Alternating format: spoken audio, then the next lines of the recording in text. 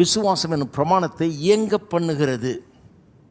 சுவிட்சு பட்டனை ஆன் பண்ணுற மாதிரி, லைட்டு போட்டால் தானே எரியும், சுவிட்சை போட்டால் தான் லைட்டு எரியும். அந்த சுவிட்ச் என்ன வாய், என் வாயில் நான் அறிக்கை செய்யும் போது தான் விசுவாச பிரமாணமே அங்கே வேலை செய்ய ஆரம்பிக்கிறது.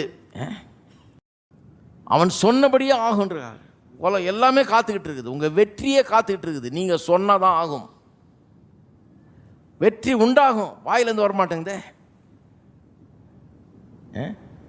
சிலருக்கு வாயிலேருந்து வர்றது அவ்வளோ கஷ்டம், மற்றதெல்லாம் ஈஸியாக வருது. ஒரு இடத்துக்கு போயிருந்தோம் பாருங்க, இதெல்லாம் கேட்டு அவங்களுக்கு பழக்கம் இல்லை. ஏதோ ஒன்று சொல்ல சொன்ன அவங்க பண்ணுறாங்க, போட்டு வாயை போட்டு மில்றாங்க, வர மாட்டேங்குது வாயிலிருந்து லேசில். எப்படி அதை சொல்கிறது? அதாவது நான் நீதிமான் அப்படின்னு சொன்னால் கஷ்டமாக இருக்குது. நான் பாவின்னு சொல்லிட்டேன்னா உடனே திறந்து சொல்லுவாங்க. பாவி, பாவிலும் கேடுகிட்ட பாவின்னு உடனே சொல்லுவாங்க. நான் நீதிமான்னு சொல்லுன்னா வாயில் வரவே மாட்டேங்குது. ஏன்னா அந்த அளவுக்கு போட்டு வச்சிருக்கிறாங்க. ஆனால் வசனம் சொல்லுது, கிறிஸ்து இயேசுவுக்குள் நீங்கள் நீதிமான்களாக இருக்கிறீர்கள்.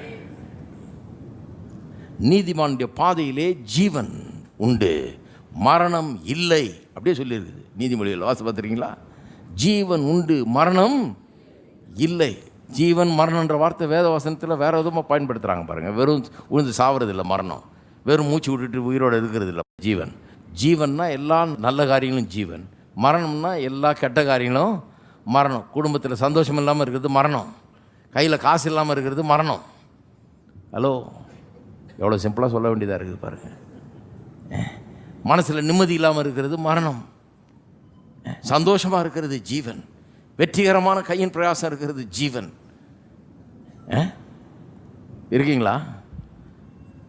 நீதிமானுடைய பாதையிலே ஜீவன் உண்டு, மரணம் இல்லை அப்படின்னு எழுதியிருக்குது. சொல்லணும் டெய்லி, ஜீவன் உண்டு மரணம் இல்லை. இந்த வீட்டில் ஜீவன் உண்டு மரணம் இல்லை அப்படின்னா என்ன அர்த்தம்? வெற்றி உண்டு, தோல்வி இல்லை, ஜெயம் உண்டு, வீழ்ச்சிக்கு இடம் இல்லை. கர்த்தருடைய வார்த்தை அப்படி சொல்லுது பாருங்கள்.